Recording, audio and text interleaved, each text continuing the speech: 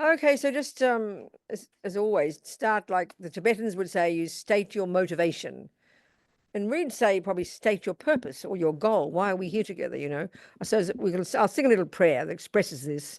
So we can probably say that we're here to listen. I'm going to listen as well to these ideas, these viewpoints coming from the Buddha about how to live our lives, about how to become, I don't know, become our own person, I suppose. I mean, the Buddha's view is a lot more long-term than that, but it's just to really learn to know yourself, to know your mind well, know your potential, and learn to develop your own marvelous potential so that you can be a benefit to the world, basically.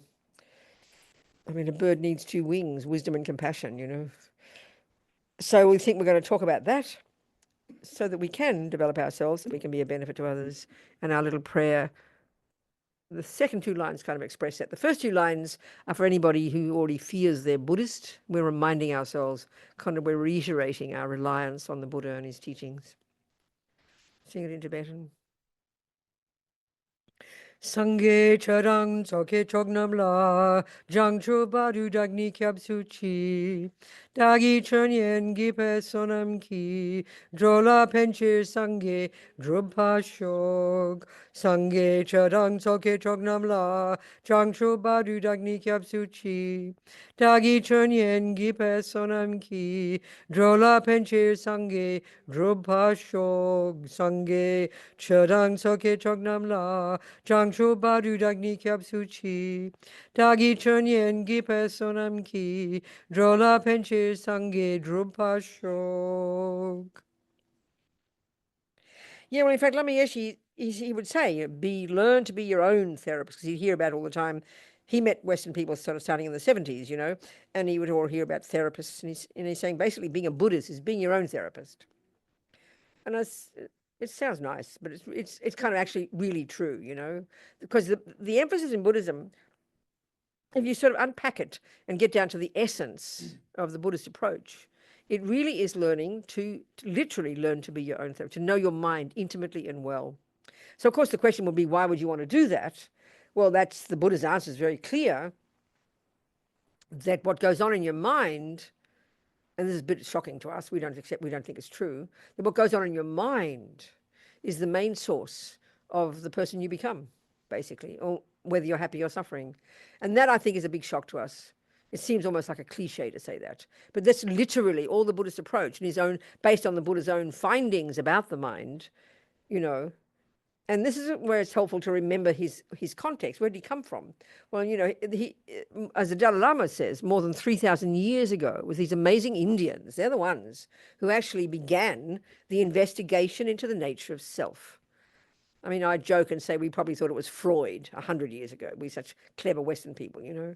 But it's no. And I think only really now, since the Dalai Lama's been around the world in our world, the last 40, 50 years, and having all these discussions with the best brains in our world, that now we're really beginning to really appreciate the incredible knowledge that's, about the human mind coming from India 3,000 years ago, these ingenious Indians. And then the Buddha came along after that, and he was educated in that system, and then he diverged in his own direction, specifically in relation to his own direct experiential findings about the self. In other words, who we are, what is a person, who we are, what's our potential, and that's really what Buddhism is about, right when it comes to the essence of it. It's and what's interesting is this word, the word that means Buddha, Buddhist Sanskrit, so the Tibetan equivalent, Sangye, the etymology of that word really tells us exactly the job, if you've chosen to use Buddhism, the job of being a Buddhist, because it tells you the end result. So that first syllable, sang, implies, and this is, the total eradication from your mind of all ego, all neuroses, all the ridiculous, unhappy, neurotic parts of our mind that we are so familiar with, like attachment and anger and jealousy, anxiety, depression. We're so familiar with this, But he has found, from his own experience, and all the methodology in Buddhism is about this, is that we can rid our minds of this. That they're not intrinsic to who we are. They're not essential. They're not in our essential nature. And not only that, we get gay, the second syllable implies that we can develop to perfection everything else in the mind. And what's that? That's all the nice stuff. Love, kindness, compassion, intelligence, self-confidence. These are simple, simple words, And but this concept is quite shocking, because I think in our psychology, in our neuroscience, and just where we just intuitively feel, all of those, anger, depression, jealousy, low self-esteem, love, compassion, kindness, basically we give them equal status, I think. We assume that a normal person has a bit of all of them, hopefully more of the second lot. We know that.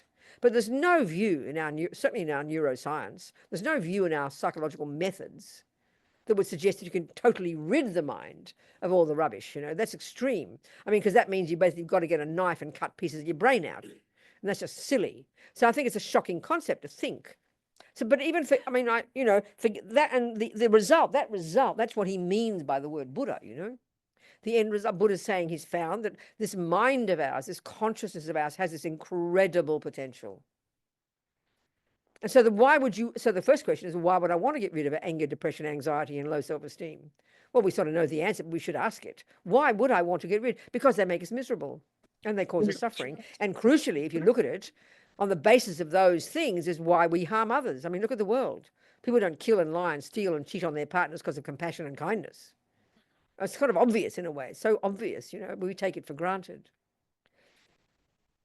But the difficulty is here, we can say we know that anxiety and depression and anger are painful, but in the way we analyze things, we then look for the reason, and we always assume the reason is outside.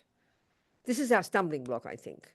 We assume, well, it's because I've got the boyfriend doing mean things, because of my mother this, and the boss that, and the weather this, and the body this. We always look at the outside for the reason we have depression or anxiety, and then we think we should change that. And especially if it's other people, well, we hear the Buddha says, well, you know what, you can lessen your anger and lessen your anxiety, and we'll go, why should I? He should change, not me. So we can't even hear it properly, because we sort of hear it as blame, Oh, you mean I'm the blame? But we hear it this way. It's very heavy. But it's actually incredibly, it's just practical, really. It's practical advice. But actually, and not joking, it really is the most difficult thing to do. And the reason isn't because in its nature it's difficult to simply change your mind. We do it all the time. But it's because we have these very set views in our bones about the reasons we are these things, and so therefore we're looking in the wrong direction, he says.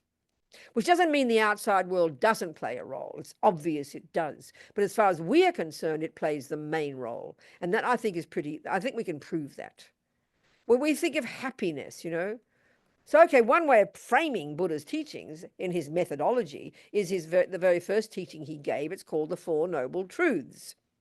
Well, I mean, the truths aren't noble, actually. It's just how they call it. It's really the four truths or the four facts for the noble ones, those who've kind of realized this and perfected this methodology, So then he says there is suffering, the first one. The second one, there are causes. The third one is you can get rid of both the suffering and its causes. And the fourth one is how to do it. So it's very practical. But the shocking thing to hear, if we try to narrow it down to, the shocking thing about the Buddha's approach, he has found, again, from his own direct experience, it's not just made up methodology, he's not a creator or anything, is that that, as I said, the way, what goes on in the mind, this is the main source. So I think of our suffering or happiness, and therefore how we live our lives, And I think in a simple way, we know it's true. I think we know it's true, but we don't kind of join the dots, because we're so addicted to spending all our energy on the outside world. So we know perfectly well one day, you wake up in the morning and you're feeling fairly relaxed. And you go down the kitchen, there's hubby slurping his coffee again. I'm not talking about a hubby trying to kill you, just simple things. We know, and then because you're feeling easygoing, it doesn't annoy you today, right? Oh, that's just him. I love you, darling, But next day you're feeling angry, distressed, and you want to kill him. Now, I mean, this is like a joke, but we know it's true. But right there is the proof that your mind plays the role. One day you're feeling relaxed, so it doesn't worry you. The next day you're not relaxed, so it freaks you out. But we blame the husband. We blame the external object. And this is completely and totally automatic. Everybody does it. It's just the way the world is. And that's why it's easy to say, change your mind. and that's the job, but it's hard to do it. First, because we think we shouldn't, but second, because we're so addicted to believing that it really is the outside world that's the problem. And it sounds easy enough to say these words, but incredibly difficult to do it. And that's why I always like to use examples of people I've worked with in prison, where you're this kind of immutable situation where you're living in this garbage dumps where you can't leave. So you don't have much choice, You can't, really in general, in Buddhism, there's this nice saying, if you can change something, please change it. Nothing wrong, But what if you can't? And that's really where the practice starts. So if you can ask your hubby to stop slurping, fine. But you can't guarantee it won't happen again. Do you understand? So that it's far better. Buddha says it's practical. It's far better simply to change your mind about it. Then it will no longer be a thing that will worry you. I mean, it's kind of almost annoying because we think he shouldn't do it, And it feels like that. And this is the very nature of what the states of mind are. So the main states of mind the Buddha talks about that causes problems. The Buddha's view of the mind is very clear. Seemingly very simple, but very clear. He divides all the contents of all these thousands of thoughts and feelings and emotions that we have into three categories. And the first two are the main ones. So the first lot are these neurotic, unhappy ones, And the second lot are the nice ones, the good ones. It almost seems silly to talk this way, almost too simple. But we know these words. Anxiety, anger, depression, jealousy, love, compassion, kindness, patience, forgiveness. We know them. And we know the first lot, we know this without being told, that they are miserable. Sure, we might blame everybody else, but we know the very having of them is miserable. They're one of the terms they use in Buddhist psychology is disturbing emotion. Definitely true. They call them afflictions, mental afflictions. Sounds very dramatic. That's what they are. The second lot are called virtuous states of mind, positive states of mind. So we kind of know this already, but we make it more complicated, So the Buddha's analysis is that the first lot, he narrows them down to three. And if anybody's read even one Buddhist teaching, I guarantee you've come across the phrase, the three poisons, right? Sounds so sweet, so cute. Well, these are the three main mental illnesses, because, I think mental affliction, another term is mental illness, although it sounds ridiculous to us. It's a pretty good analogy, a pretty good example, a pretty good synonym. Mental affliction, mental illness. Well, there's of ignorance, attachment, and aversion. So forget the first one, which is the root one. Won't even go there. But effectively, and Buddha even says this in his Four Noble Truths, effectively the main cause of suffering for all beings, including the dogs and the monkeys, day-to-day life is attachment. And then as a result of attachment, when it doesn't get what it wants, we have aversion. So these two, which seem so simple, we run between these like 1,000 times a day, But because they're so instinctive, they're so automatic, we don't even notice them, especially the attachment one. So attachment's the key one. If we want to understand Buddhist teachings, if we want to understand his approach to life, and therefore his methodology, how to get rid of the rubbish and grow the goodness, we've got to understand attachment. And we can spend the rest of the evening happily or unhappily talking about it, Because he says this is so kind of primordially deep in our minds. Of course, the helpful piece of information here, just as a piece of information, and this is not how we think in our world, of course, is that this mind of ours, these thoughts and feelings and emotions, they don't come from our mother and father. They don't come from a creator. They're not a function of our brain. And that's the key. These are the key points about the mind kind of theoretically that are very shocking for us. But it's helpful just to make this point here. Our mind, as far as the Buddha is concerned, is not physical. He doesn't have a word like soul, doesn't use a word like that. Our mind or our consciousness is not physical. It's not a function of the brain, although it's interdependently functioning with the brain. You could argue that the brain is like the physical indicator of what is happening in your mind. It's a way of saying it.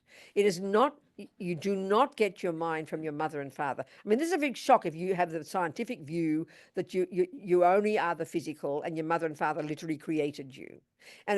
And equally, if you're a Christian or a Muslim, as far as we're concerned, God made us, put the soul there, so we're his creation. Neither of those for the Buddha. Especially the one of the mind not being physical is quite shocking. I'm just going to say it in passing here. This is all part of the Buddhist, literature, and the Hindus before that as well.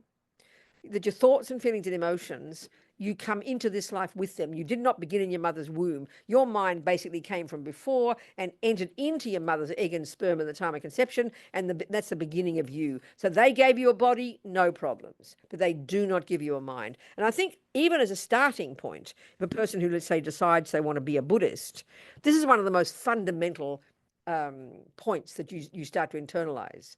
And already, just from that point, which I was just mentioning in passing here, the experiential, he's having his dinner while he's having teachings. Are you enjoying your dinner? Are we not to have tea? You're very welcome to drink your tea. You enjoy it. Was I slurping? What, darling? Was I slurping? I know you're just drinking your tea. You're very welcome. Drink your tea. Enjoy. I'm just being argumentative. I'm nothing wrong. Where was I? Okay, so our mind is not physical. It comes from before. This is the whole in Buddhist view, the continuity of consciousness. Is that like it's totally part of the Buddhist view. Your mind goes back and back and back. And you come into this world basically programmed with your own stuff. And I think this is a really helpful concept alone, just to try and explain why this stuff is so deep inside us, so automatic. Your mother didn't have to teach you about anger or attachment. We come programmed with them.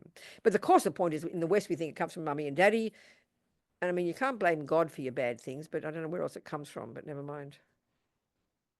It doesn't matter about that one, forget that.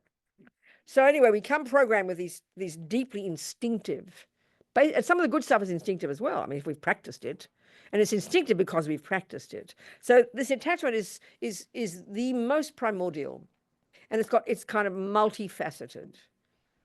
So the very first level of attachment, and I think we really recognize this in our culture, is it's the energy of dissatisfaction. I somehow don't have enough. It's almost like second by second, never quite satisfied. There's always something missing, dissatisfaction. When it's really strong, it's that I'm not enough. And we have that very seriously in our culture, I'd say. I remember the Dalai Lama noticing in our culture, and we call it self-hate. That's real dissatisfaction, isn't it? I am absolutely not enough. He said that was it's like mental, he said, it's so sad, like a mental illness. This is the energy of attachment from having practiced attachment before. So we have dissatisfaction. Then, of course, because you're dissatisfied and something's missing, and this is really not at a very gross level sometimes, it's just automatic, a kind of vague feeling. So then we think we have to look for something. So obviously the very first level you look is the objects of the senses, the world right out there in front of us, the object of our eyes and taste and blah, blah, That's the most evident place to look. We can see that. So because we've got dissatisfaction, this attachment, it naturally looks out there. And then what attachment does, we start to hanker after it, and then we start to manipulate to get it or to control. When we know all these words, a person's always dissatisfied, it's like emotional hunger, really. You're hungry for something, And then there's the assumption, the next mistake of attachment is to assume that cake, that tea, that boy, that thing will make the dissatisfaction go away. In fact, make you happy.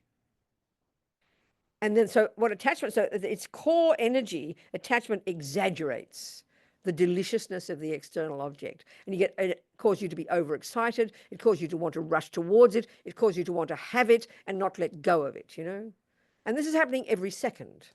And the obvious levels of it are the objects, as I said, the objects of the senses, But it's at the level of assumption. We just assume that we are not complete. We assume we need something more. So we then look for something. And then attachment attachment's like your rose-colored spectacles that makes that cake look totally divine and then causes you to totally believe it's going to make you happy. We don't think of it that clearly, but effectively it'll make the pain go away, So basically attachment is a fantasy.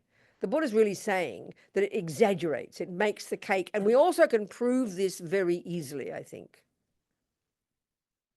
You've got attachment, the dissatisfaction, then you get the excitement and the anticipation and the manipulating to controlling, and you get it, then you're waiting and you put it in the mouth, and then right there you have the first mouthful. It does trigger happy feelings, there's no argument, but we're not satisfied still. So we have to have another piece and another piece. And before you know it, the same cake that looked so divine and so irresistible now looks disgusting.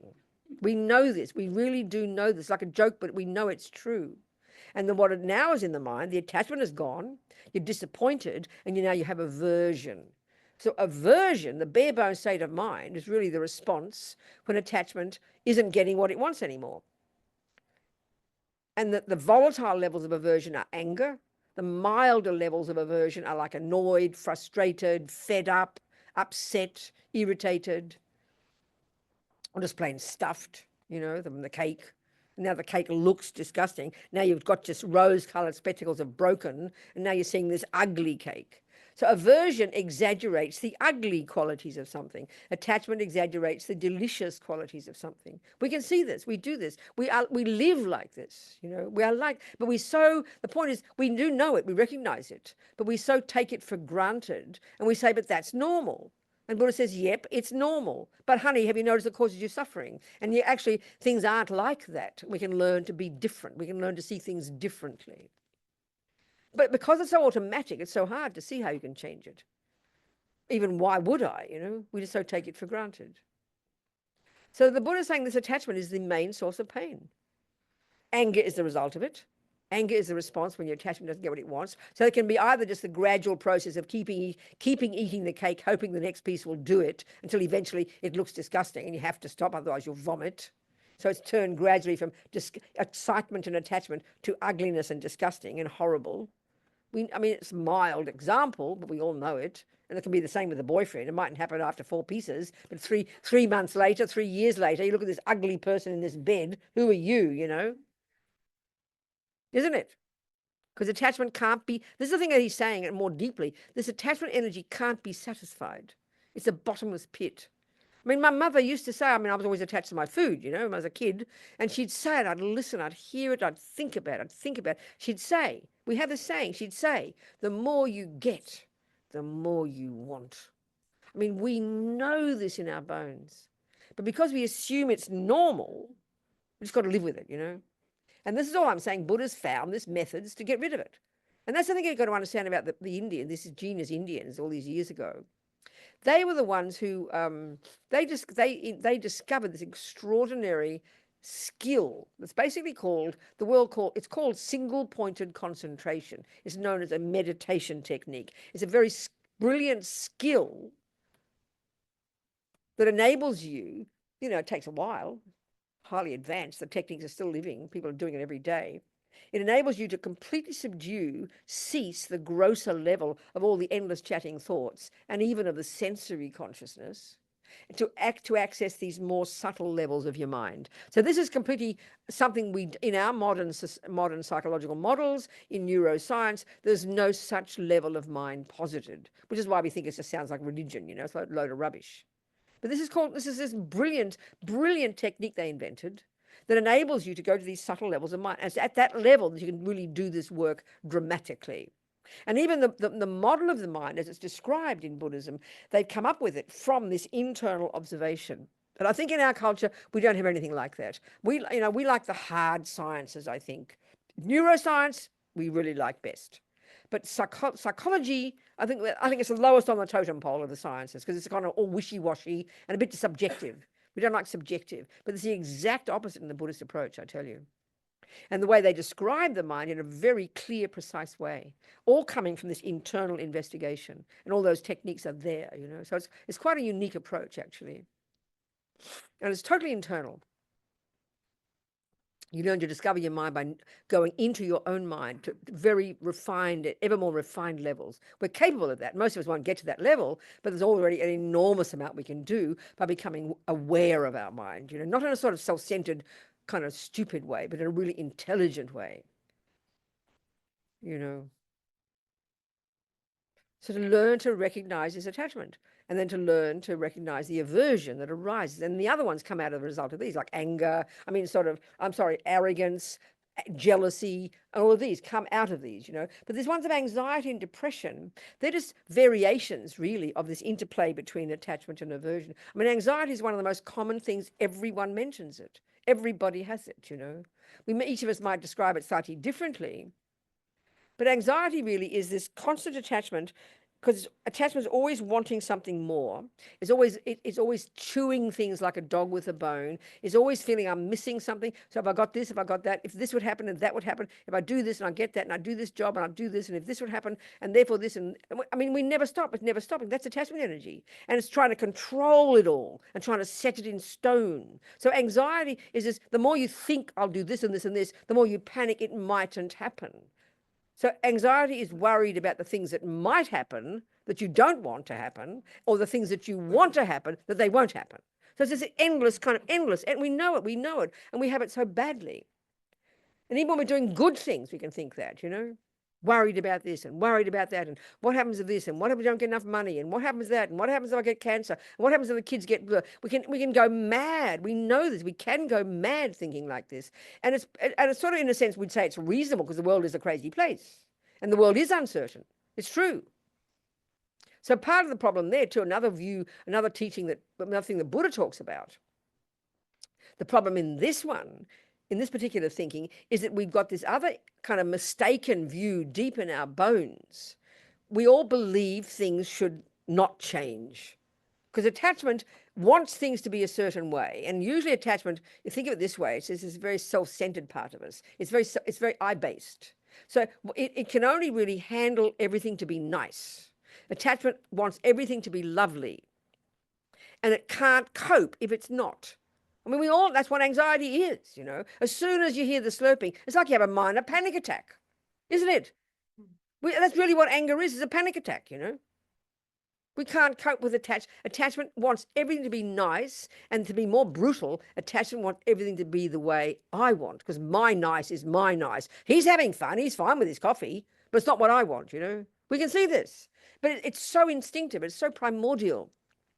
Then you think, well, how can I possibly change that? It seems too deep, Well, you've got to start somewhere. At least own that you've got it. And then there's the anger, the aversion that arises. So the milder interplay of these two is really what anxiety is. And if you have a serious panic attack, when you're seriously out of control, where you just can't handle things changing, basically. That's all it is, And that's why we all go crazy when really bad things happen. We just can't cope. So we have this deep mistake that we somehow want things not to change. We believe, the way they say it in Buddhism, we believe everything's permanent, So having that deep instinctive feeling, so when something good happens, like you meet the boy, the boy of your dreams, we say, finally I found happiness. Like, finally, now I can lock it away and I've got it forever. That's how we think. That's truly how we think, isn't it? That's why I always quote Nicole Kidman, whom I love. I mean, I'm trying to be rude about her. When she was with Tom Cruise, I always quote this story. It's like 20, whenever she left, I can't remember. I read all the newspapers. Whatever, when she was with Tom Cruise. I read an interview. It was very fascinating. And she said at the end of the interview, it blew my mind. She said, and we will be together until we are 80. Now, we know what that means. We know what that means is that everything was beautiful, and that's marvelous. How marvelous to have a life that's good. How fortunate we are if life is going well. Don't waste it. How fantastic. But because it's so delicious, because attachment is getting what it wants, there's an inbuilt underlying terror, isn't there, that it might change. So that's what we're saying we will be together. No, you can't say that. What we're saying is we desperately pray and hope we will be together until we're 80. But we so believe because it's nice now, somehow it won't change for 80 years. And we know from our experience that's plainly absurd. So it's not a question of being cynical. Oh, well, he could leave me tomorrow, so why bother? No. The Buddha's saying, this is a key point, like I said before, he is saying specifically that we suffer, the suffering we experience starts with what's in our mind. So he's saying deep in our bones, there's this assumption that somehow things don't change. So when good things are happening, of course, we desperately can't bear the thought that they'll change. So that's for sure we can see is true. So we put this other, so we're totally happy. Life is brilliant. They adored each other. Everything was wonderful. They were in love, blah, blah, blah. Life is delicious. You go home every day. There's Tom and the kids. And we know there's nothing wrong with that. It's wonderful to have a home and a house and good friends and a family. But because we can't bear the thought of not having it, we then put another lie on top. This will last forever. And that, I mean, if that alone is not the cause of anxiety, God knows what is. Because we know from our experience things change. So it doesn't mean you then go at the other extreme. Like I said, oh, well, why bother when he could leave me tomorrow? So why even have a relationship? Not like that. So we start changing these assumptions, knowing that things are impermanent, you know, training ourselves to recognize it's reality. It's the nature of reality. I mean, in a sense, in the Buddhist literature, it's almost like a scientific explanation. It is that. It is literally true that the dynamism of everything is it's constantly changing. We can prove this to be true scientifically. People die, things break. It is literally scientifically true, but we've got to look at why we can't bear it when it's a nice thing. And of course, the tragedy is, the other thing that was interesting I found, when the next sentence she said, I remember it, she said, and if we won't be together until we're 80, I will be devastated. At least she acknowledged the possibility. And indeed, when he left her for Penelope Cruz or whatever happened, she was. I mean, I read about that as well. And her mother, you know, she was in fetal position, utterly despairing. And her mother said, get on with life, you know. I mean, you understand, we all recognize this totally. So we all, if we just go, well, that's natural, you can go with that, but you can look at it and see what you can do about it. And that's really what Buddha's saying. We can learn to be sane, you know. Forget about the long-term result of nirvana, because that getting rid of all the rubbish and all the other business is what he means by nirvana. Forget that. Just being a reasonable human being who's living in reality, dealing with life as it comes, unable to bear change when it comes without having a panic attack and going mad. That's what he's suggesting, you know. And it comes from changing your mind. Change the outside world, no problem. Get a new husband, no problem. Get a new car, fine. But to have this assumption that now because it's now the new car is all delicious, we know that. The old car's boring and ugly and old. Chuck him out, get a new one. I mean, we know that. The beginning is all exciting, then it starts to wane, and then it looks revolting. So new car, new this, new dress, new body, new everything, isn't it? That's attachment energy. It's never satisfied. It's all excited in the beginning, and then it gets boring or ugly. You know, we know this. So the Buddha is saying that all these states of mind are exaggerated, distorted, in their nature painful, and the source of our suffering. And guess what, folks? We can change them, he's saying. That's what he's saying. It's effectively is what he's saying, you know. And who is the beneficiary? You are. It's not moralistic. It's not like you're a naughty person, you should change. He says this is a method how to make yourself more happy. Simple as that, you know. I mean, stopping suffering is another way of saying getting happiness, isn't it? Just he puts it in this terms of getting rid of suffering. Well, it's how to be happy. Maybe we should change it to the Four Noble Truths of how to get happy. Sounds more exciting, doesn't it? Stopping suffering sounds depressing. So really, it's a question of identifying these parts of our mind. And I think just by talking, we can hear it. We all recognize. But the hardest one is, is doing the job, really. I mean, even just the slurping the coffee. I mean, when I talk about my friends in prison, extreme examples, you know, some of these people I know when you're in prison, I talk about always the same example. I never get bored using this example. This woman called Sunny, who was on 17 years on death row with a husband, accused of killing 2 policemen, was totally innocent. He got executed. His head burst into flames, lost her children, lost her family. 17 years, mostly in a cell on her own, and totally innocent. I mean, it's enough to, I mean, forget about slurping the coffee, okay? You'd think enough recipe to make a person go completely out of their brain. Was this woman, she's old now. She's old now. She's out of prison. I was talking to her recently, actually. This amazing lady, you know. She had no particular religion. She's not Buddhist, doesn't talk about karma, doesn't talk about anything like that. She just had this intelligence, I think. I just call it emotional intelligence, this intense experience. In the beginning, you can't believe. As she said to me on the phone just recently, she said, well, in the beginning, I didn't even defend, we didn't have a defense lawyer. We were innocent. Why would you get a defense lawyer? You know, they had no money. There were these hippies in the 70s. They're hitching and got a pickup with a car. The 2 guys stopped with the police, and the 2 guys killed the police and blamed the hippies. And so it was, I mean, when you're innocent of killing 2 policemen, you think, of course, why should I get a lawyer? So in the end, got death row, you know, husband got executed. You can't believe it. You just can't believe it's true. You know, you can't believe it. When this is happening, you can't believe it. She said, it's finally at some point, she said, I realized I couldn't change anything, you know. But they couldn't, she said, and this is my point, she said, but they couldn't take my mind from me. I mean, it's amazing to hear examples like this. But when you look at the simplest example of your hubby slurping his coffee or your sister being annoying, forget the serious things. We can see how hard it is, you know. What do you mean I should change, we say. Well, she knew she didn't have the choice, you know.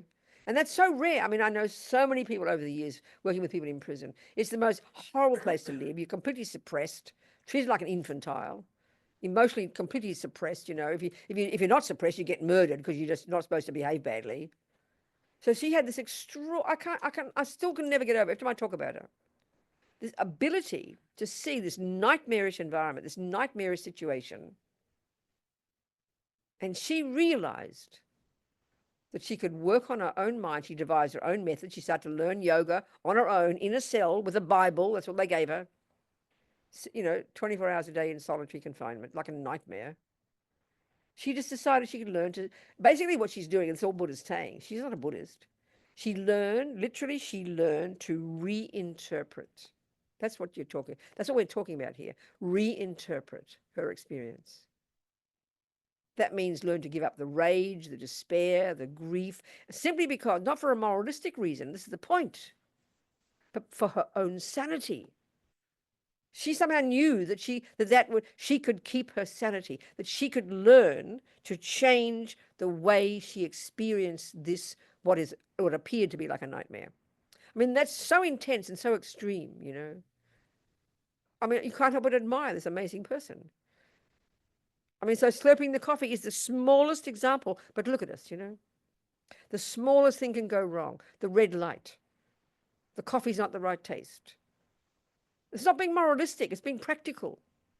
So when we really have this intense attachment, which we do have, then all it can handle is get what it wants. That's all it can. It's like a petulant child in there, a fragile child that desperately only wants what I want every second. We all recognize this, and it's really quite serious. The suffering of it is quite intense. We all have it. It's not being moralistic. It's not judging.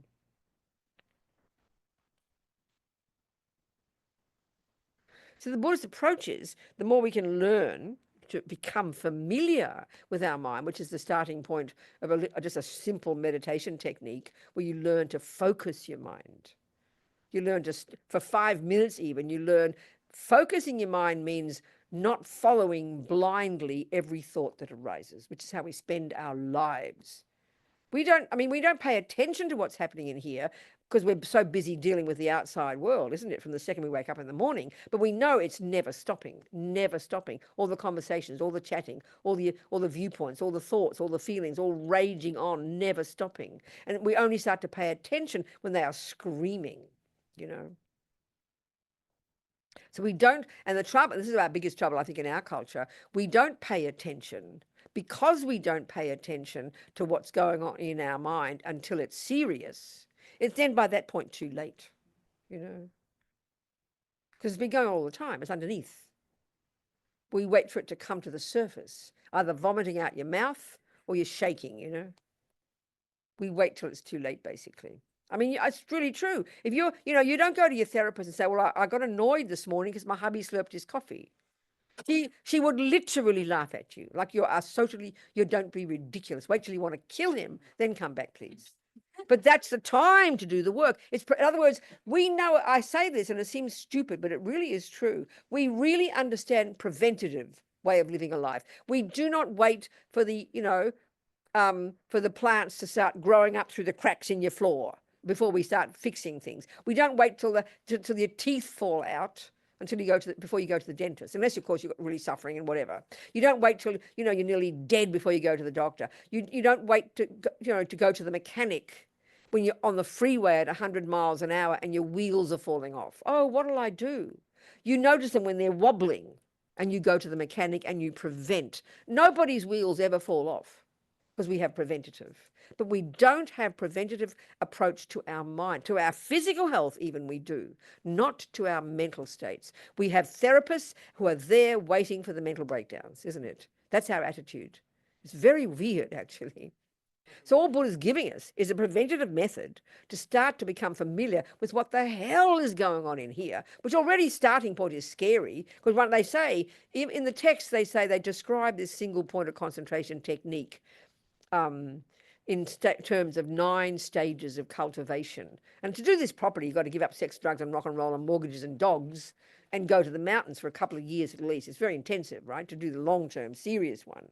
Most of us won't do that. But they describe these stages, and they say one of the signs of success at the first stage is that you think your mind's getting worse. But it's not. It's just because you're noticing. Anybody knows that. If you've been to a therapist, you think you're getting worse because you're vomiting out all your dramas, but they've all been suppressed before. But now you're seeing them. You think, oh my God, I'm worse than I thought. No, you're not. It's always been there. We just don't pay attention, you know. So somehow, even just the practical benefit. I mean, there's many, many meditation techniques. Anybody can have them. I mean, Buddha doesn't not have a copyright on it, but he's an expert at it, I would say. And this is where it started, back in these Indians, you know, this technique called single point of concentration. The whole idea of mindfulness meditation is vaguely based on that, really. There are 47 varieties of those, aren't there? But the very basic view, that if you're taking the view, the Buddhist approach, that you can change your mind, change your interpretations of your situation, I can sort of do a new analysis of it, like Sunny literally learned to do that in her cell. Meaning, you know, look at the anger. And so the key thing here with these emotions, when we're angry or upset or anxious or depressed or arrogant or proud or going crazy, we say they're emotions. What we learn to notice, this is the point I'm getting to, if you start a simple technique of 5 minutes, disciplined, just doing a simple focusing technique like watching the breath go in and out, you're just simply training your mind to stay focused. You're not successful in the beginning, it's a joke, but you're training. But the benefit that comes is you can't help but hearing all the crazy thoughts. You're not paying attention to them. You're not going into them, but you can't help but hear them. And that is not a bad thing to happen. That's good, because that's what you have to learn to become familiar with as you progress. And then, and the immediate benefit of something like that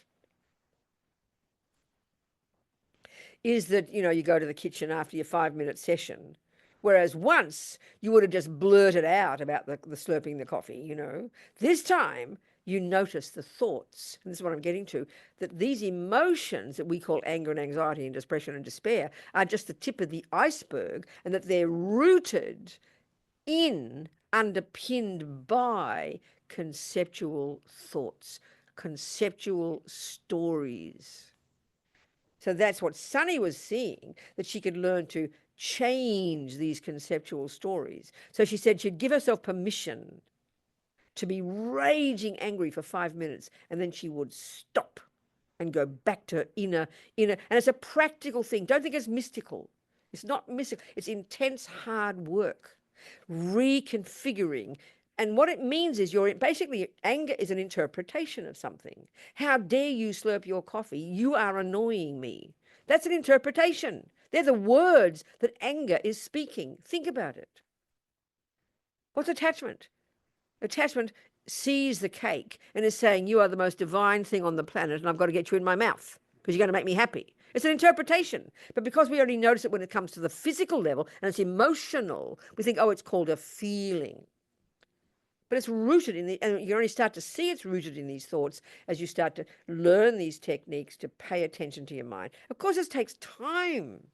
Then you start to hear, so then they're not set in stone. They are interpretations. Because that's hard to change, because we believe that slurping is horrible. It's kind of physical. In fact, they say the thing that makes people most crazy are those kinds of sounds. You know, people slurping or those kind of noises with the mouth. You know, we all I know. Isn't it true though? Isn't it true? I mean, I can't believe that if you live with a person, you don't kill them if they slurp their coffee or snore or, you know, or do other things. You understand? I can't imagine it, but it's really true. We can see it. And this is the thing about these states of mind. Because they're so ancient and so deeply ingrained, when the attachment is there and you're seeing the cake with an empty stomach and this attachment energy and this dissatisfaction and now all this excitement and anticipation, we know it looks literally totally irresistible, doesn't it?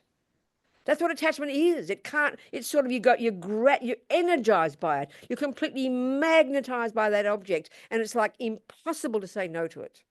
No wonder we all can't go on diets, you know? I remember recently Oprah, because she's discovered Ozempic, must be happy, and she can afford it anyway, you know, because she's been trying every method since the beginning of this time.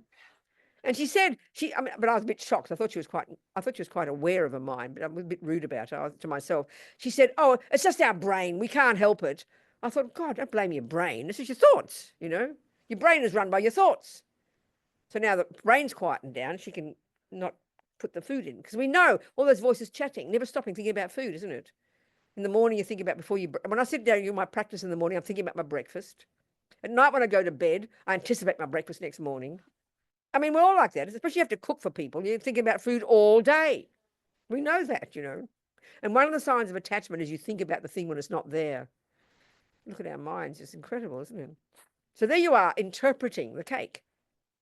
Because it feels so visceral and exciting and physical, we don't notice it's coming from a thought. It's coming from an interpretation that is over-exaggerating the deliciousness of the cake. And because we've been doing it for so long, the cake looks like that. We don't realize we cause it to look delicious. We think it's the cake itself that makes it look delicious. But if that's true, then after 15 pieces, it would look even more delicious, wouldn't it? But we know it doesn't. Because why? Because your mind has changed. Your stomach's changed, yeah, but your thought of it, your interpretation of it. So when we can get to see all these emotional states of mind are rooted in being conceptual stories, like this script written in our head, you know. And that's what we have to do the work, changing the script. That's what Sunny did. I mean, incredible. I never get over this woman, I can't tell you. She had this ability to see that she could do it, you know. So then slowly, you can learn. Okay, if the slurping makes you that angry, you got to keep away then. You just leave him alone. You know, and come to the kitchen after he's finished his coffee. Or if you're courageous enough, first practice is shut the mouth. Okay, that's even before you get to look at the mind, you've got to control your speech. And we have another whole day just on that, I swear. If we can learn to control our speech before the words come out the mouth, we'd have 90% less problems in our house, you know. We know that for sure. In fact, in Buddhist practice, controlling your body and speech is the very first level. Forget meditation, you know. Control your speech. Keep your mouth shut. Don't say it. But the changing the mind is learning to reinterpret. I mean, it's sort of, it seems impossible when you're in the midst of it. Or as Lama Zopa says, learn to not believe. That's the hardest part. So even if you can't change your conceptual, your interpretation of that cake that's causing all this energy, you know, and causes it to look so delicious and utterly irresistible, at least, you know, this is where controlling the body and speech first comes in. You keep your hands in your lap after the second piece. You know that that's necessary. You can't control your attachment if your hand keeps going to the cake. That's why if you're an alcoholic, nobody asks you to give up attachment to alcohol while continuing to drink alcohol. That's absurd. You've got to distance yourself from the object if you have to. That's intelligent. Then you can work on your mind. So all this whole approach, it really is demanding self-awareness. I mean, we often don't get brought up with much self-awareness, isn't it? Maybe more these days. Definitely. Learning to, and this is the key point, learning to be aware of what is happening in here as opposed to what's happening out there. Because they're actually two separate things. But we don't notice that, you know. We just assume that the way things, this is how they say it in Buddhist psychology, the way that things appear to us from out there, delicious cake, ugly slurping, you know, whatever it might be, the way things appear to us, or as they say it, appear back to us, is in the aspect of what is happening in our mind, and that we can change the mind. I think without all these clever words, we know it's true. We do it every day, but we just don't notice. Your sister was annoying you, and you decide to let go and not say anything and forgive her. Then you get rid of it. You've changed your mind. We can do it. We just don't think, we don't follow it through, and we don't join the dots, you know.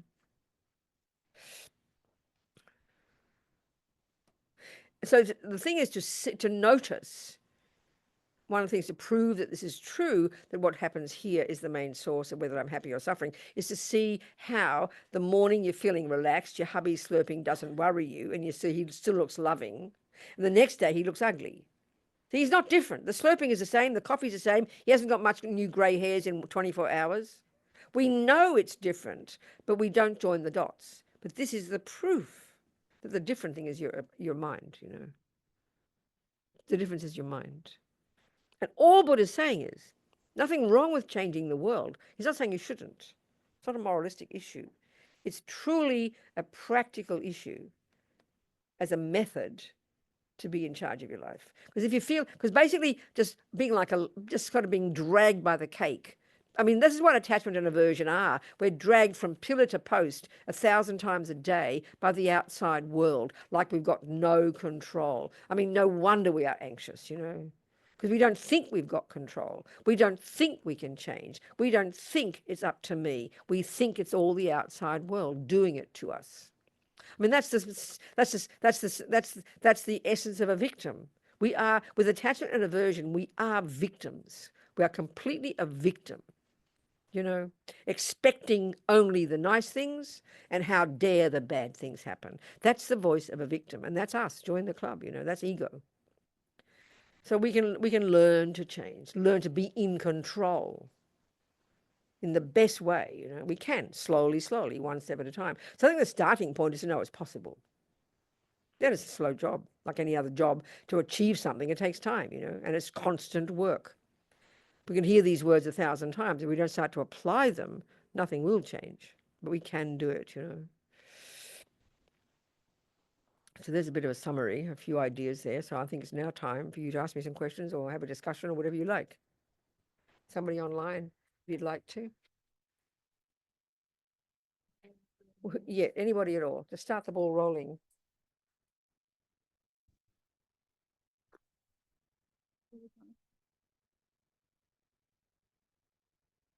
Somebody. Anybody. Hello. Go on. I have a quick Hi, question. sweetheart. Yes. How about when there's what you'd call reoccurring Be intrusive close to the thoughts? mic. Be close to the mic. What when you have reoccurring intrusive thoughts, so you change. Reoccurring what? Yeah, for example, say you want the cake, and you say, no, I'm going to change my mind because Lama told me I can change my mind. So then you don't go for the cake, but then 24 hours later, the same thought comes in and says, how about some cake? Well, of course it will. So what practice can we do for the But reoccurring why would the thoughts? practice be different? You're just, you know, you're just talking. No, if you've got to recognize it's a habit. I mean, keep the microphone. Keep the microphone. Ah. What we're doing, another way of saying what we're doing here is noticing we've got very strong habits. You understand? So we're trying to change habits. But you know you can't change a habit in a day. Why would you expect something to if it would just change overnight? It's a habit, darling.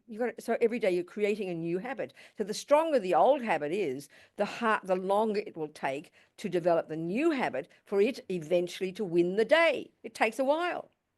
This is long term, honey child. Yeah, I have that experience because I feel like my addictions are like whack-a-mole, from one substance to another. That's right. No, But that's what attachment would do. You see, we give up the cake. So what happens? That's why people often talk about giving up alcohol. Then you just transfer your attachment to something else. yeah, I mean, at least if you got a strong attachment energy, choose the object, please. So it is sensible, at least, to look at some heavy duty objects. Like alcohol is probably more dangerous than food, although food is pretty bad, isn't it? Can make us very unhealthy, but it's clearly more dangerous. Heroin is more dangerous. Cigarettes are more dangerous. So try and avoid the heavy duty objects. And they're the ones that are most addictive, which is the tragedy, isn't it? So at least, I mean, Buddha's saying in the long term, this is something we can rid of totally. But don't hold your breath, sweetheart. We're talking something so primordially deep here, actually, in the bones of our being, and the Buddha would say for countless lifetimes. So we're talking long term here. So, but at least the part for me is that it's possible that there are methods there. At least that's a brand new idea to us, perhaps. I'm not just stuck with this, but it's tremendously powerful and very slow. So we do our best. I mean, some of us have far more than others. Some of us have really got manic personality, obsessive, all those words, obsessive compulsive, all these words we make up in the West, OCD, all these words. They're all just attachment energy. Because attachment also is the mind never stopping. Chat, chat, chat, chat, chat, uncontrolled, berserk, can't focus, can't concentrate. We're all got OCD. We're all got ADHD. We're all got post-stress, whatever they're called, They're fancy words we've created Alphabet soup. What, dear? Alphabet soup. All that, yeah. We've all got those. It's a variation of them. So start slowly. At least, for me, the thing is at least to know that our methods, and we go slowly according to our capacity. Do you understand? One step at a time, and then delight in our progress one step at a time. But I mean, it's, attachment, especially to things like food, the objects of the senses, and food especially. I mean, not everybody has food. I think men have a problem with sexual objects. Men more than women, I think, tend to have a problem with objects of sexual attachment. Isn't that Nope. true? Not true. Not in Oh, the 21st century. I beg your pardon. Okay. I mean, somehow, yeah, anyway, whatever. Or video, I mean, forget about sex, video games. I mean, that's 7, 8, 6 hours, 8, 9 hours a day. iPhones, anything can be an attachment. You've got to have it, where is it? Here's my phone, you see, look here. Check this. I don't go to social media, but I go to my newspapers and my emails, and every 5 minutes in your hand. It's the nature of attachment. Always want something, Isn't it? An object of the senses is the most obvious place to go. So observe it. Look at it. Don't be a policeman with yourself. Observe it. And then, of course, any practice demands discipline. I mean, it's tremendous discipline. You can't just say once and do it twice. Didn't work. I remember hearing someone say, oh, I tried meditation yesterday. It didn't work. It's like saying, I went to the gym and it didn't work. It's sort of everything's slow. So we've got to have that confidence. But the added component that makes it a lot more difficult for us is that we can see that one of the main consequences of this attachment is this one of dissatisfaction, and how it expresses itself as is dissatisfied with me. We can also, I don't think I've ever met a person who's satisfied with their body.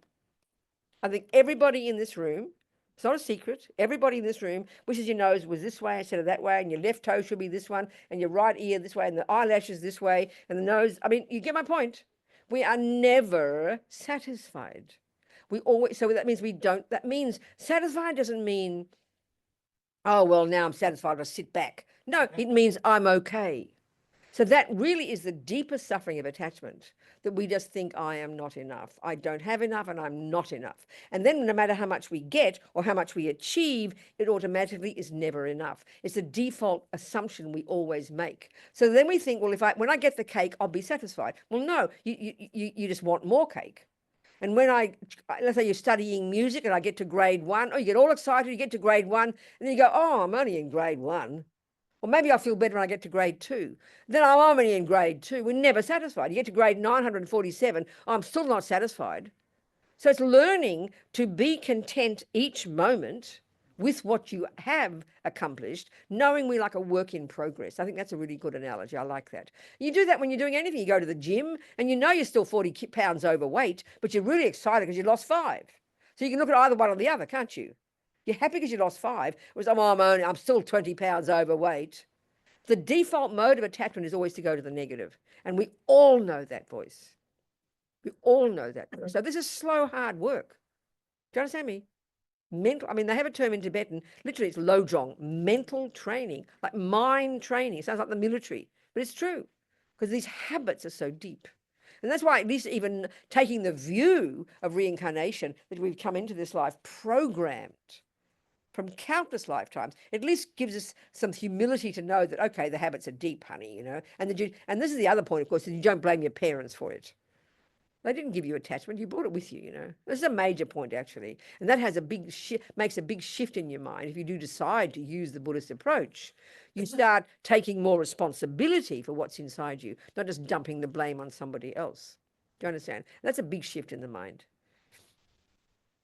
Are we communicating, people? Yeah.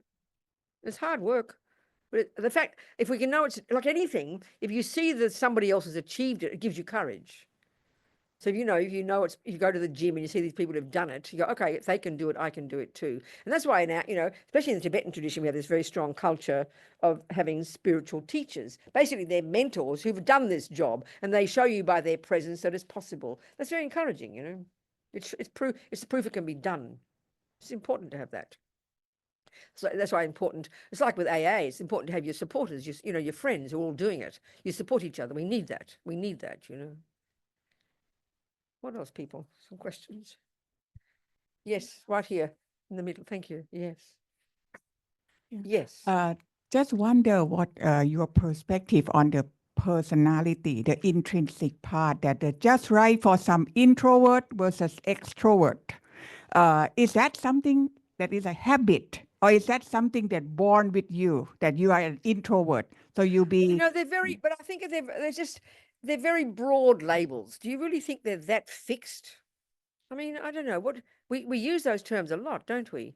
But I'm really not sure they're that kind of easily identifiable. I mean, when we say introvert, we mean a person who's what? Shy. What do we mean by an introvert? Tell me what introvert is. Let's see. If you think about energy. Now, just tell me what you think. Define an introvert for me and an extrovert. Just tell me the definition, what you think it means. It's not on yet. The mic, Bay. No, Bay, help her. Turn it on. It's impermanent. No, which means you can find a way to turn it on. No, she's got the. Let's just get the microphone. There you go. I can hear it. It's already on. It's on. Give it to her.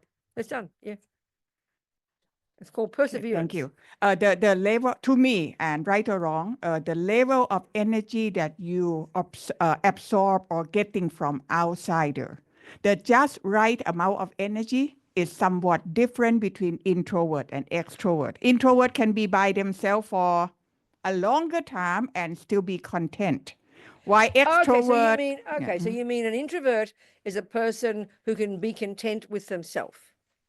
Majority of the time. Nobody want to be by themselves all the time, 100%, right? We are human. But in the spectrum, my point is, do you believe that No, darling, but I'm trying to get your definitions. Yeah. Because everyone has a different way of saying it. So my feeling, I mean, I don't know, an introvert sounds to me a person. I just can't take these two labels very seriously is all I'm getting at. I mean, I think we've all got all these different kinds of qualities. So everything, basically the Buddhist point, if we're looking at the mind, keep the microphone, keep it. If we're looking at we've got two things. The Buddhist view, we've got a body and we have a mind.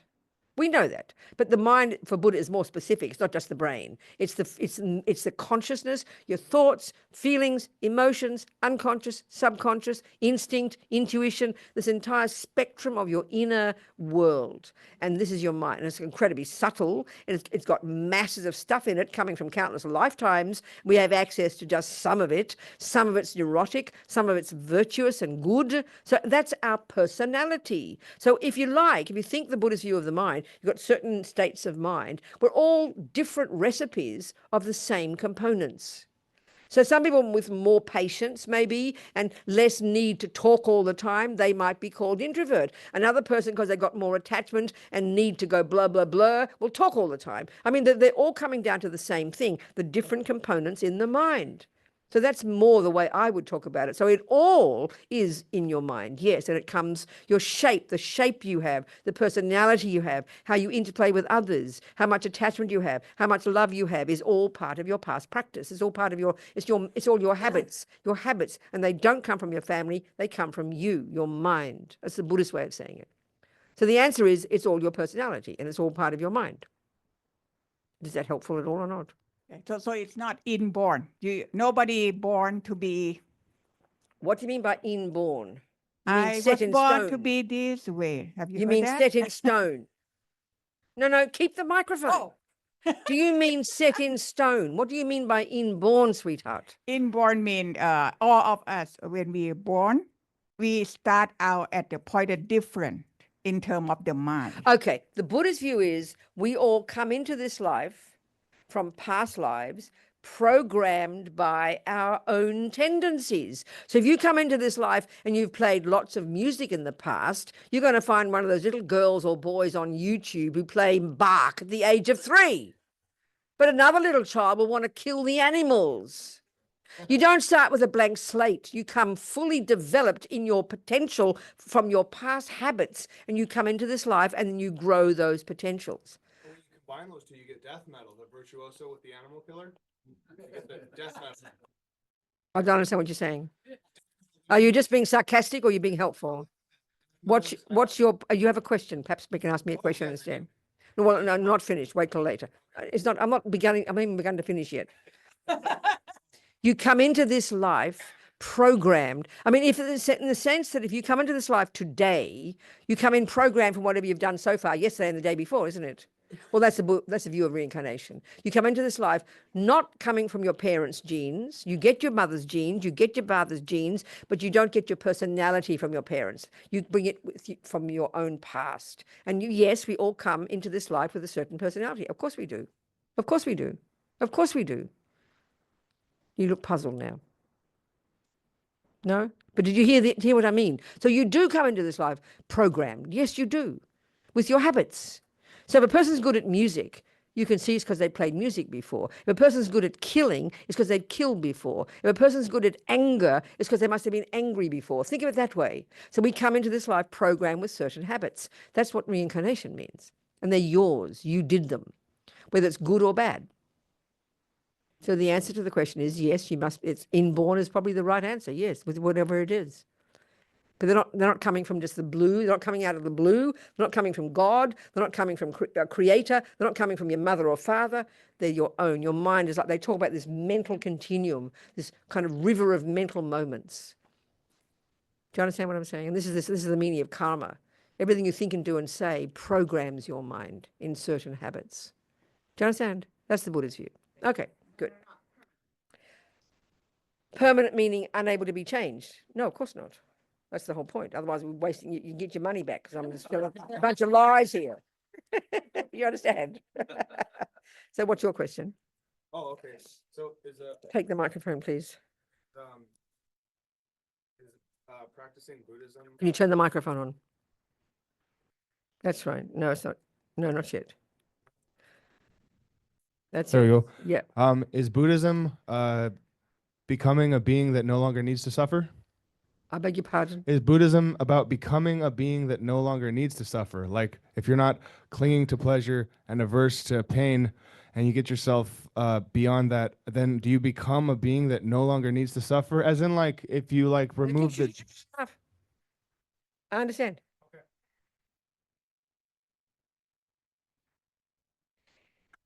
The Buddha's view is that you can learn to stop suffering. And he's given us the method. So there's the answer. Is that clear? Does that answer your question? Why not?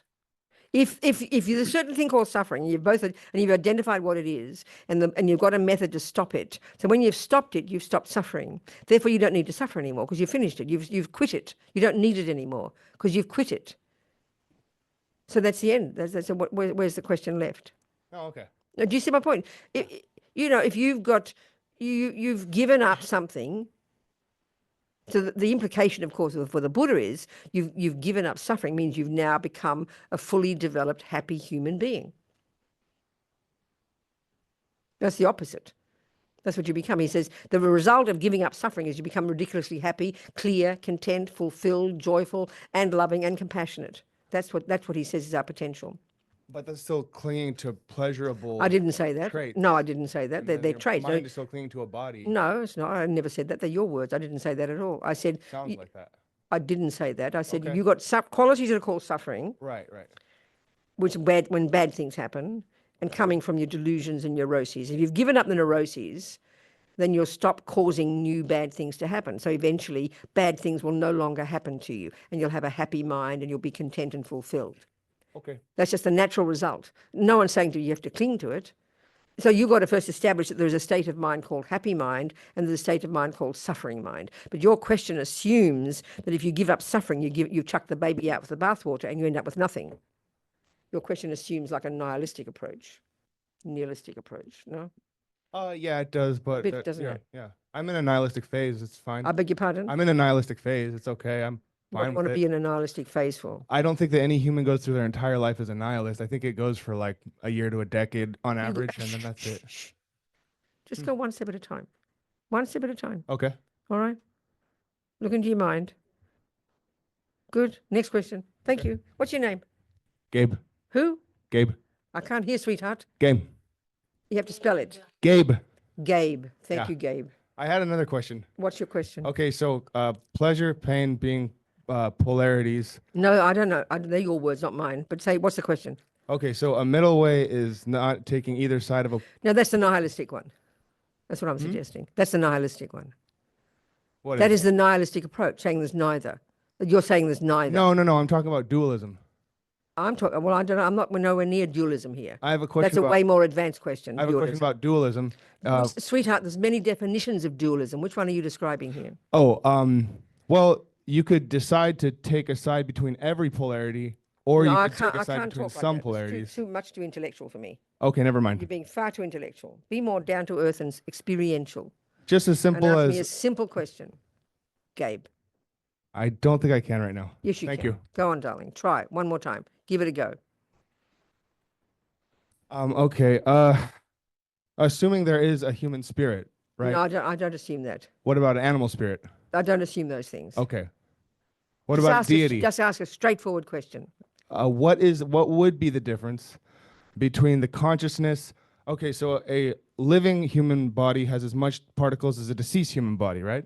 I don't know about that, darling. Well, so What's the question? what Keep would it be simple. the Keep it simple, difference in Gabe. the essence of consciousness between an embodied entity and a disembodied entity? Darling, consciousness is not physical. Right. Buddha's view is your consciousness, your mind and your consciousness is the name given to your thoughts, feelings, emotions, unconscious and subconscious, and it's joined with your physical body right now. They're separate, but separate entities. And of a disembodied Well, if intelligence. there's a consciousness that can. There are consciousnesses that don't need gross bodies. Right.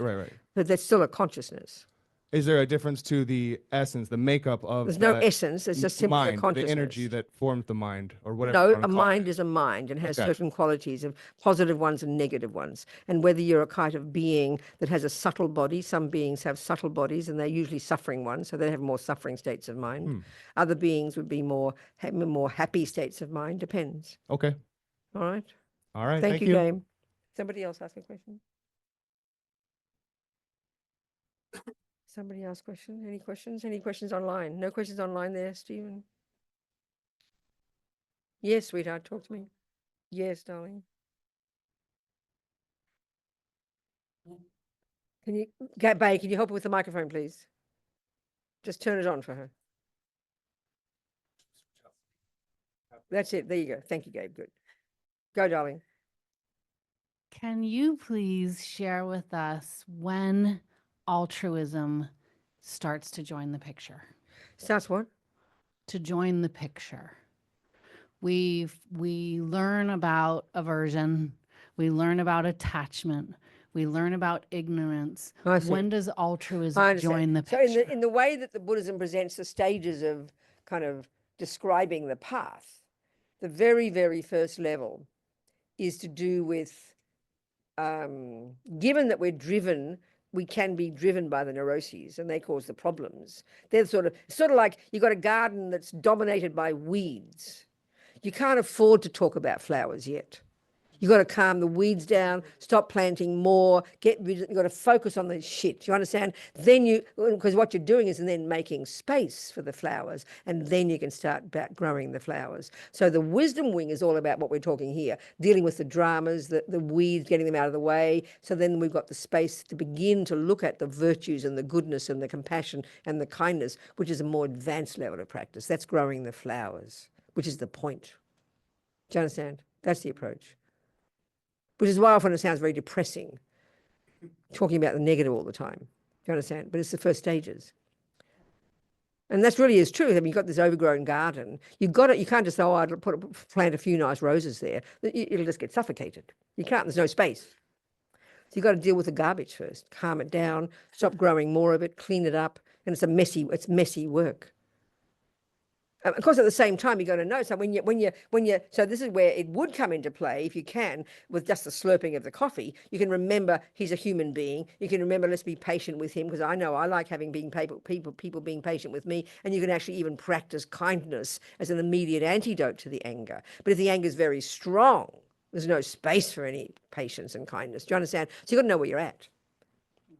So the more we can steady our body, speech, and mind and discipline it and calm ourselves down and lessen our neuroses for our sake, then we can afford now to think of the other person and do what's best for them. That's more advanced. Because if I'm in a relationship with that hubby and I'm full of attachment and neediness and expectations and anger and jealousy and resentment, I can't even see him. How can I be kind to him? It's not possible. I'm so overwhelmed by my own neediness and my own neuroses. So you've got to focus on that first. Then there's space to practice virtue and goodness and kindness. Do you understand? I do this because my 14-year-old son, You're what, darling? my 14-year-old son and his friends always go, my bad, like this. And the What do other they do? day, What do they do? they say, my bad. What does it mean? It's My their bad. way of, I'm accountable for that one. I'm not Oh, I see. blaming Okay, you. good. Yes. And it's this beautiful gesture that I they see. do. Yes, it's very nice. And so the other day he turned on the oven and I had my sourdough starter in the oven. And I looked at him and I was like, why did you turn on the oven without looking in the oven? And then I stopped and I went, hold on, my bad. And you did very good. Well done. I should have put a Post-it note There saying you there's go. something Well in done. the oven. That's wonderful. Good. Well Lessons done, from a girl. 14-year-old. That's wonderful. I love it. Wow. Amazing. Anybody else? Somebody ask a question? Yes, my dear, at the back.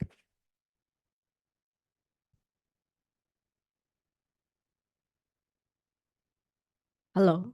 Yes. So I had a question as to how to practice this in a practical way. Yeah. So I've been practicing mindfulness for about a year. And I used to go into, Bit closer to the mic, darling. I used to go down a rabbit hole with my thoughts. Yes, of course. And I stopped them now. That's right. Good.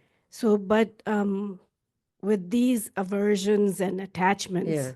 so like if I see myself getting attached to something, Yeah.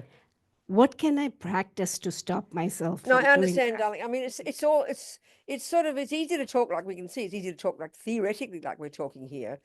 But when we start to apply it, that's when it's difficult. I mean, because Yeah. it's all so fast. It's so habitual. It's like you've been doing these things for so long. We don't even notice it until we see the results. You understand? It's just so habitual. So we've got to be very humble with ourselves.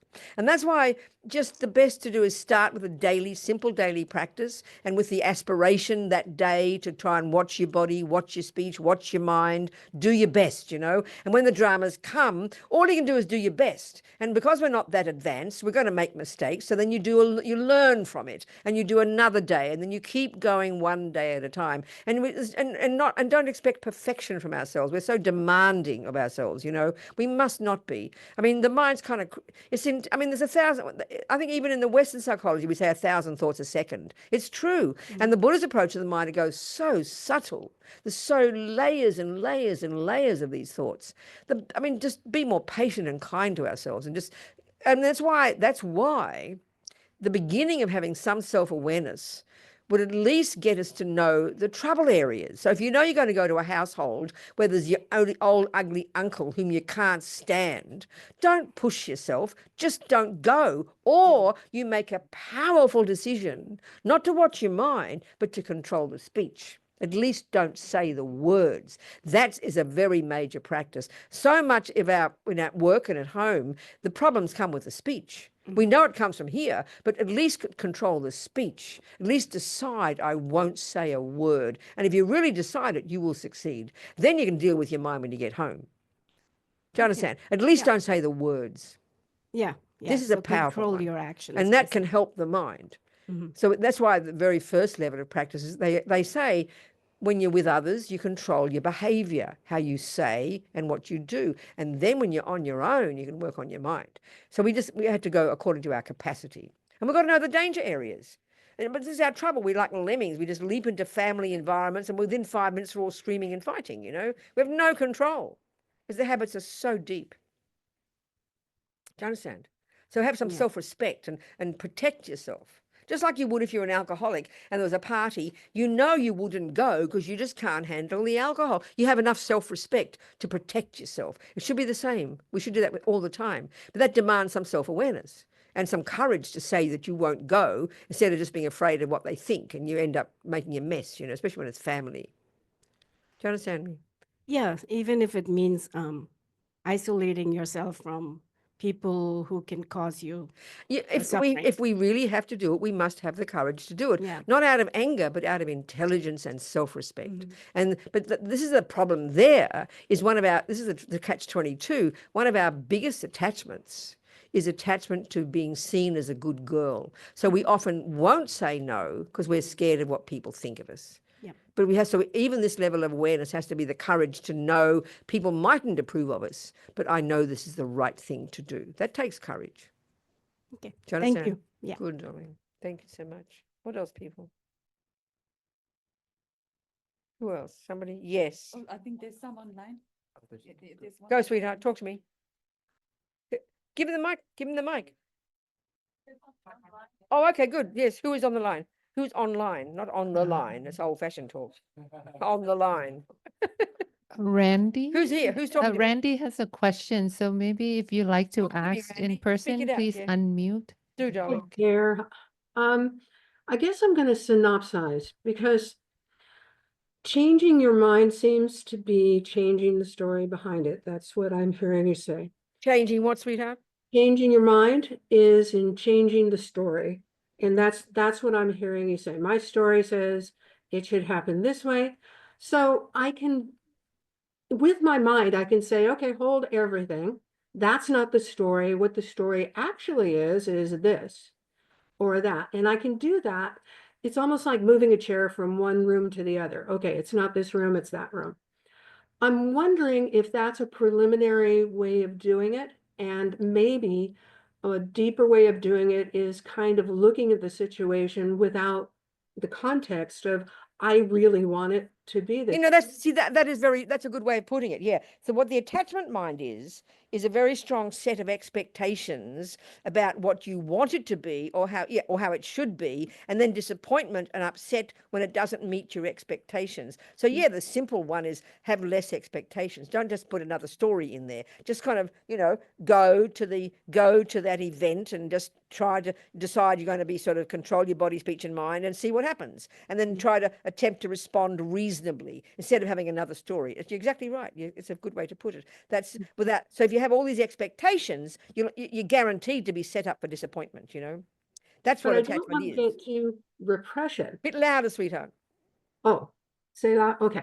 I don't want to get to repression either, because at that point it'll build up and I'll say, okay. And then all of a sudden I'll be angry. No, I know. So neither repression. We seem to only have two main kind of approaches in our life. We either vomit everything out or we suppress, you know, but it's not a question of suppression. Giving up attachment in the way that you're talking is literally learning to have reasonable expectations that your friend will turn up at 6 o'clock for dinner when they said they would. That's a reasonable expectation. But the attachment expectation is then upset and angry. How dare they be late? That's the part where it can go too neurotic. So having reasonable expectation that you go to a party that people don't kill you or they're not going to feed you poison, that's reasonable. But, you know, not too much, I want it to be this way, and how dare he be this way, and why is he doing this? Having this endless criticism and chatter, which is attachment and anger energy. So just learn to lessen that and be reasonable and be flexible. And maybe when you are able to do that for long enough, you may actually start believing that you're not. Honey child, this is the entire point. You hit it on the head. It sounds so simple. But like anything, in the beginning, you know, you start just small, and then it gets and eventually the non-attachment thought takes over and you become content. That's exactly right. It takes time, and it will slowly become the one that prevails. Exactly right. Of course, what I learned from one experience, even further than that, you know, I was just a quick story, emotionally just beaten to you know what, it was just a beating. And I wanted this to happen. I gave up on it, blah, blah, blah. And it finally got to the point where I just stopped and looked. And once I looked, everything changed because There I you go. saw this I understand. person was 3 years old There you emotionally. go. No, it's good. That's exactly, it's a good example. So maybe Perfect. that's a sequential sort of a thing. It is that. I think it's like that, exactly. Yeah. And the result of all of that, of course, is we're more flexible. Yeah. We're more content. We're more we can what do we say? We can turn on a dime more easily. But if the mind's very set in stone and very fixed in expectations, then you have a panic attack and you can't do anything.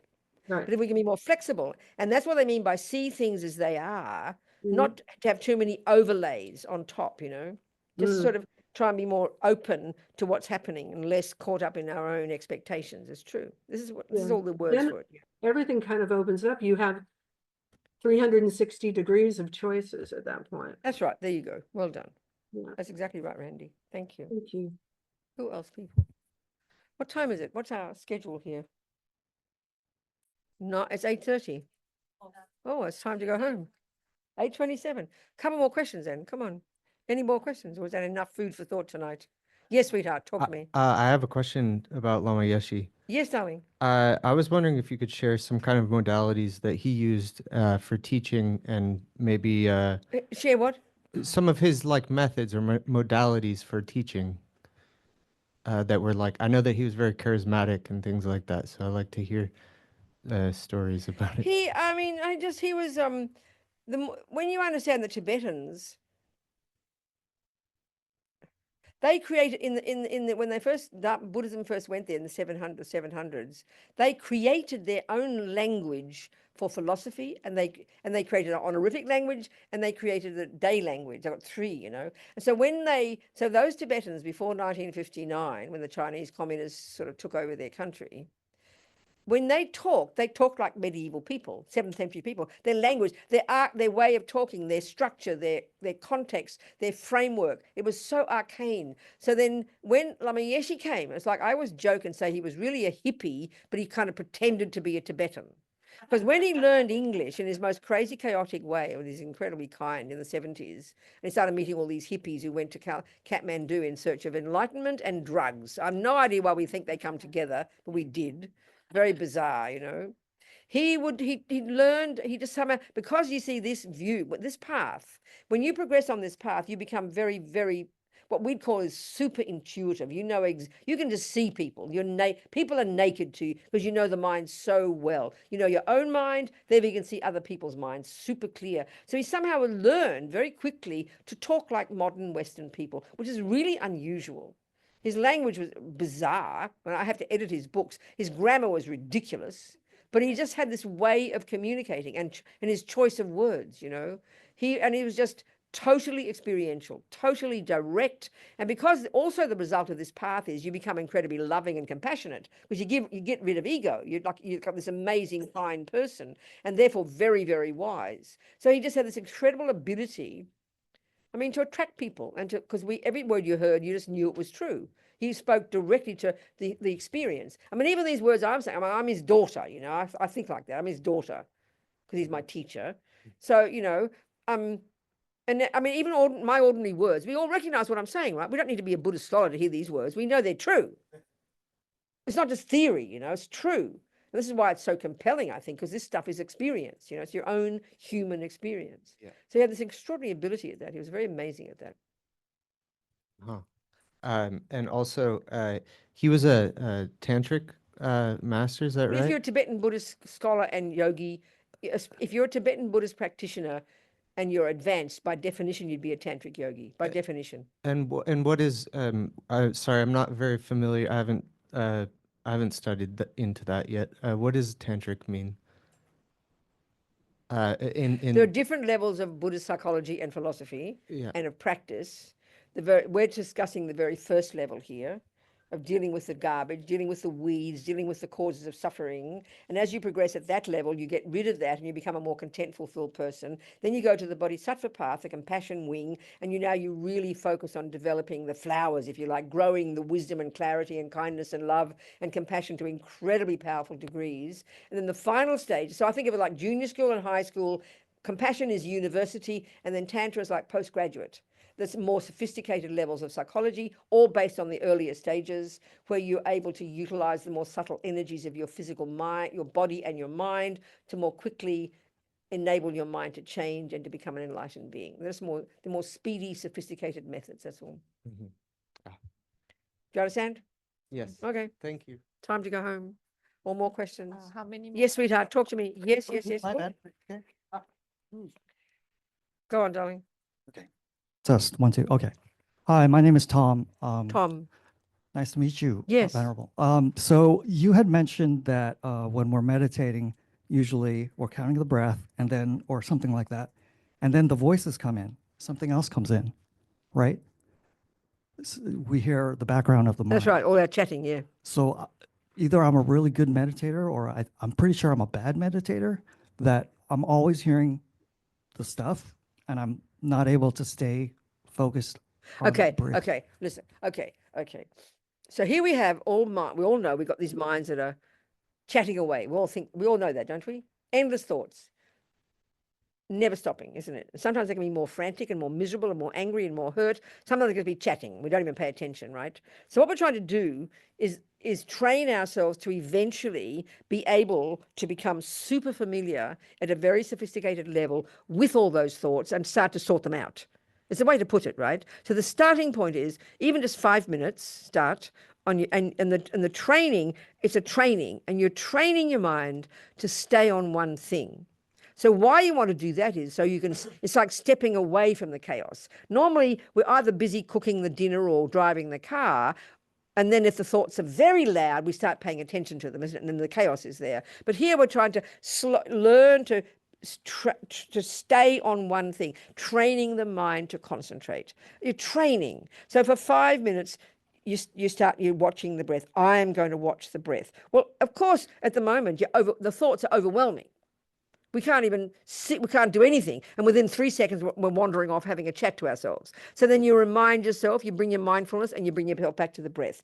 I'm going to watch the breath. And it's gradually, like anything, you get a bit better at it. Maybe after a day or a week or a year, you might be able to stay on the breath for like a little bit. But the point is, as you get better and better at staying on the breath, what you're getting better at is not buying into the thoughts. You're not making the thoughts go away. That's ridiculous. As you get more concentration, as you get advanced, you will literally go beyond the thoughts, but not yet. But you're learning to not go into them. You learn to allow them to come and allow them to go. And you're training yourself to focus on the breath. You know the thoughts are there, of course you do, but you're not buying into them. And that's a big step. And the biggest misconception, I think, with understanding certainly Buddhist meditation is you're supposed to make them go away. That'd be ridiculous. They're ancient. They're kind of this dynamic energy. It's not possible. We live at a level of conceptuality, but you're training yourself to not go into them. That's an incredible training. So even for that 5 minutes, your mind might be really crazy. It doesn't matter. You stay on that breath. You have the courage to stay on the breath and not get distracted. Do you understand me? Yeah. That's it. So be happy that you're doing that. So then naturally, then after that 5 minutes, you go down to the kitchen. There's your girlfriend or your boyfriend or your dog or whatever, whoever you live with, slurping their coffee. Now, because you're noticing the thoughts, you can't help but notice them. You're not watching your breath anymore, but you're becoming more conscious. But just as a result, you're becoming more conscious of what's happening. So you're catching the angry thoughts before they get to the mouth. Whereas before, you wouldn't have noticed. So it's a training. The overt thing you're doing is training to stay on the breath. But the benefit is you start to become familiar with the craziness. So then eventually during the day, you can grab those thoughts and change them before they vomit out the mouth and you do the damage. That's the day-to-day practice of really working with your mind, a simple level of dealing every day with your mind. Do you understand me? It's beautiful. And that just gets better and better and better. So we shouldn't be afraid of the thoughts. If the thoughts are the problem, the neurotic ones, we shouldn't just make them go away. That's foolish. We have to be courageous enough to notice them. There's anger, there's jealousy, there's depression, and you start to catch them before they become feelings. This is the real skill. So and, not to be and don't afraid. buy into the story when I'm And then that's another whole approach. They're all there doing their story, and one of the approaches is, it appears that way to me because anger's there, but don't believe it. And there's many techniques you can use to deal with all the thoughts that are there. Do you understand? Thank you. Good. All right, sweetheart. Well, why don't we stop? Shall we stop now? Is that enough food for thought for today? Yes. What's our plan? I'm coming back tomorrow, aren't I, or not? What's the plan tomorrow? Bay.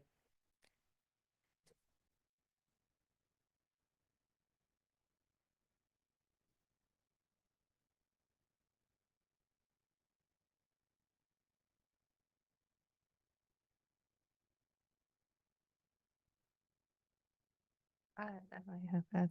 So tomorrow we have an all-day event in the morning from 10 to noon. It will be on the topic of ethical living pathway to happiness. And then after the lunch break, we have a half hour of afternoon prayer, chanting the names of Manjushri. And this is for the second anniversary of Lama Zopa Rinpoche's passing. And 2 to 4, the afternoon session will be about wise words, creating harmony through the power of speech. The power of speech, that's interesting. That's what we're talking about, isn't it? Okay, so we'll see what happens then. Okay, that's good. Well, thank you, everybody. So I always think if there's even been 1% of anything that's made any sense, we'll think, okay, we'll give it a go, put it into practice if you can. You can be a 1% Buddhist. The thing is, though, to go one step at a time. I mean, the thing that I find encouraging is that if you know there's a method, you go to the tennis and you see these amazing tennis players and you realize it's possible. You know it might take you 10 years or 20, but you know there's a method there. And I think I just want to say this, that this is in our culture, we don't tend to think that we have potential in our mind. We don't think that way. We know we've got potential to be musicians and tennis players, but we don't think we've got potential to become happier people. So when we know that is the methodology here to become a happier, wiser, more confident, more compassionate person, then to at least know there's methods there, that's encouraging. And it might take a while, so we have patience, So I find that's important. Because when you listen to some of the teachings in Buddhism about the nature of mind, it sounds pretty cosmic, but the mind we have this phenomenal potential. Lama Yeshe talks about it in his book called Mahamudra. This incredible potential of the mind to be literally joyful, I mean, it sounds almost ridiculous to us, We don't talk that way in our culture. That's encouraging, to know our mind is clear and pure. It sounds amazing, It's encouraging. Then you're prepared to do the hard work, I mean, you know it's possible. I find that helpful. So I'll just sing a little prayer. May compassion grow and grow in the hearts of all. And we'll talk about that in the morning. We'll go into the compassion wing. Jangchub semchog rinpoche, ma ke panam ke gyuchig, ke panyam pa me payang, gong ne gong du pelba shok.